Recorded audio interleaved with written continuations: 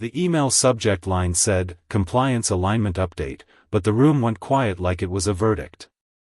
I remember thinking, this is how it ends, not with a bang, but with a calendar invite. "Evan," Marcus said, not looking up from his tablet, "you're no longer authorized to access the licensing portal." Just like that. Clean. Surgical. Around the table, a few people shifted in their seats. One guy coughed.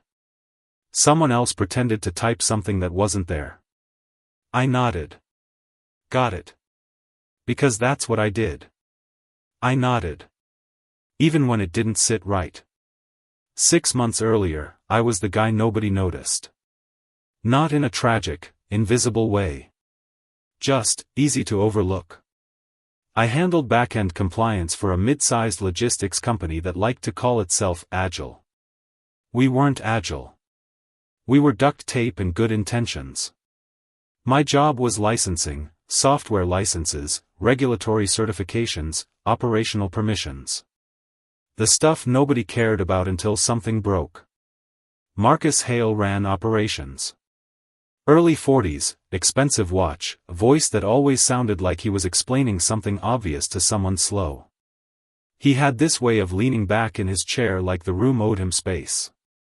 "Evan's hour, what do we call it?" he once said in a meeting, glancing at HR like I was a missing label. "Compliance analyst," someone offered. "Right," Marcus said. "He handles the paperwork." I just nodded. Because technically, yeah, I did. Paperwork that kept us legally allowed to function. But that nuance didn't trend well in meetings. The pattern was simple. I'd flag a risk. Marcus would wave it off. I'd send a follow-up. He'd ignore it. Then 2 weeks later, when something almost broke, he'd say, "Why wasn't this handled earlier?" And I'd just sit there, hands folded, like I hadn't already written the script. Once, during a quarterly review, I mentioned that one of our core routing tools had a license expiring in 90 days. "It's automatic renewal, right?" Marcus said. "Not this one," I replied. "It requires manual verification and..." Then set a reminder, he cut in, already moving on. I had set 3. At home, my wife, Laura, would listen without interrupting. She had this way of letting silence do the heavy lifting. "He doesn't respect the role," I said one night, standing in the kitchen, staring at a mug I wasn't drinking from. "So he doesn't respect me." Laura leaned against the counter. "Or he doesn't understand the risk." "He doesn't want to," I said. "That's the problem." She nodded slowly. "So what's your move?" I shrugged. "I keep documenting. I keep doing the job. And if it blows up?" I looked at her. "Then at least it won't be because I didn't say something." She gave a small smile. "You're playing a long game." "Yeah," I said. "I just hope it's the right one." The leverage didn't come all at once. It built quietly, like everything else. Emails. Logs. Approval chains. I started organizing everything more deliberately. Not in a paranoid way, just precise. Every license we held had a file. Every file had timestamps, renewal conditions, responsible parties. I wasn't building a case against anyone. I was building clarity. And clarity, in the right moment, can be dangerous. The useless license showed up in a budget review. We were trimming costs. Marcus was in full performance mode, sliding through line items like he was cutting weight for a fight. "What's this?" he said, tapping his screen. "Legacy integration license, $48,000 annually." "That's tied to the routing engine," I said. "It handles cross-platform data validation." He frowned. "We already have a routing tool. This is what keeps it compliant across regions," I explained. "Without it, certain jurisdictions." "Evan," he said, smiling like he was being patient, "we're not running a law firm. We're moving freight. A few people chuckled. I didn't. It's not redundant, I said. It's required. He leaned back. Required by who? Regulatory standards for. Standards evolve, he cut in. We need to be lean. Not bloated with safety nets. That word hung in the air. Safety net. Like it was optional. Let's mark it for removal, he said, tapping his screen. We'll revisit if it becomes an issue. I felt Laura's voice in my head, you're playing a long game. Noted, I said. Because I had already documented the risk. Twice. The preparation phase wasn't dramatic. No secret meetings. No late-night plotting. Just consistency. I updated the licensing dashboard. Flagged the dependency. Sent a summary to Marcus and CC'd legal. Subject line, impact of removing legacy integration license. He replied with a thumbs up emoji. That was it. I saved the thread. The trigger came faster than I expected. 2 weeks after the license was removed, we started seeing minor discrepancies. Routing delays. Data mismatches. Nothing catastrophic. Just friction. I sent another note. Observed inconsistencies in cross-region validation. Likely tied to recent license change. No response. Marcus was busy. New client. Big deal. He didn't have time for paperwork. Then came the audit. Unscheduled. External. The kind that doesn't ask if it's a good time. We got the notice on a Tuesday morning. By noon, the conference room was full. Auditors don't raise their voices. They don't need to. They just ask questions that don't have easy answers. Can you demonstrate compliance with regional data validation standards? One of them asked. Marcus smiled. Absolutely. Evan? All eyes turned to me. I stood, opened my laptop, and pulled up the dashboard. Prior to March 14, I said, we maintained compliance through the legacy integration license, which ensured cross-platform validation. Prior to, the auditor asked. Yes, I said. The license was removed as part of a cost optimization initiative. Marcus shifted slightly. Do you have an alternative mechanism in place? The auditor asked. I paused. Because this was the moment. The one Laura had asked about. What's your move? No, I said calmly. Not currently. The room didn't explode. It just tightened. Marcus leaned forward. We're in the process of implementing.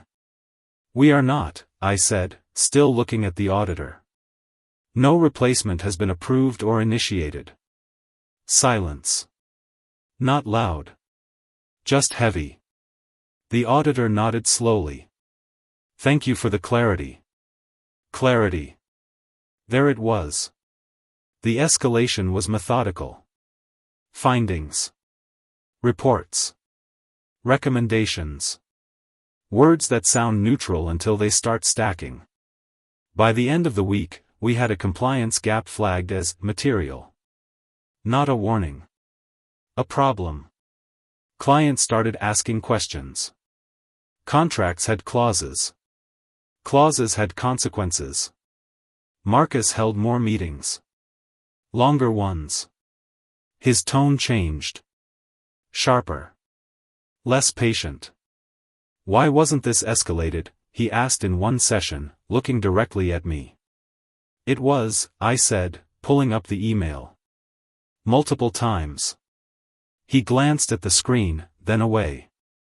We needed a stronger push. I nodded. Understood. Because arguing tone wasn't the point.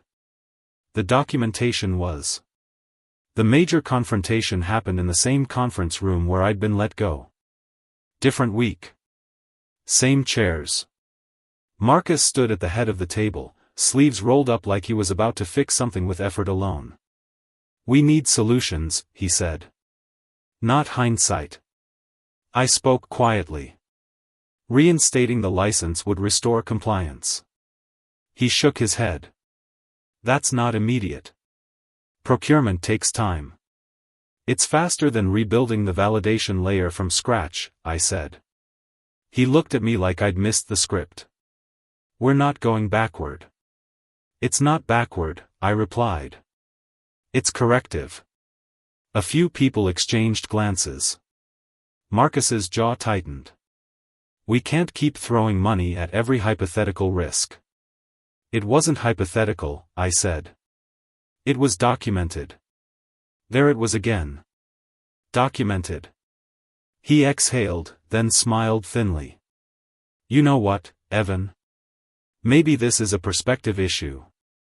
You see risk everywhere. That's your job. But leadership requires judgment." I nodded slowly. "Agreed." "Good," he said. "Then trust that we're making the right call." I closed my laptop. I trust the data. 2 days later, I was out. "Useless license," he said in the HR meeting. "Redundant cost center." Evan's role was tied to maintaining it. With that gone, we're restructuring. HR used softer words. Role realignment. I just listened. Because the pattern hadn't changed. Only the stakes had. At home, Laura didn't ask if I was okay. She knew. "What now?" she said, pouring coffee like it was a routine question. I sat at the table. "Now we wait." She raised an eyebrow. "Still playing the long game?" I smiled faintly. "Always." The structural consequences didn't hit all at once. They layered. First, a client paused operations in 2 regions. Then another requested a compliance review. Then legal got involved. Real legal. Not the internal kind that writes memos. The audit report became a reference point. Then a requirement. Proof of remediation, they said. You can't prove what you haven't fixed. And you can't fix what you don't fully understand. That's when the calls started. Not from Marcus. From people around him. "Hey, Evan," one of the senior analysts said. "Quick question about the old validation setup. Hey, do you still have the documentation for the integration layer? Hey, hypothetically, how long would it take to?" I answered what I could. Because this wasn't about revenge. It was about accuracy. 3 weeks after I left, Marcus called. I let it ring once. Twice. Then I picked up. "Evan," he said, voice tighter than I'd ever heard it. "We need to talk." "I'm listening." "We're working on reinstating the license," he said.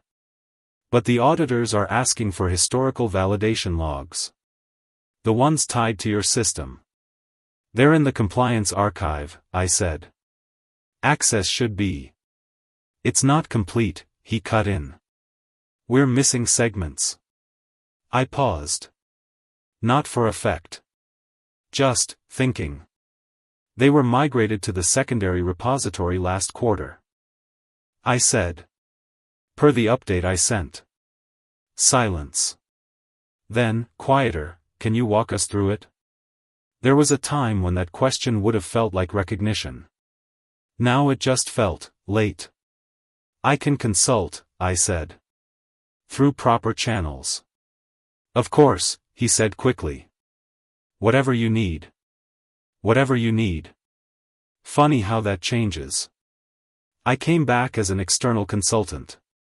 Different badge. Same building. The reception desk smiled a little more this time. The conference room felt smaller. Marcus didn't lean back anymore. He leaned forward. "Can you get us back into compliance?" he asked. I met his eyes. Yes. No hesitation. No edge. Just, yes.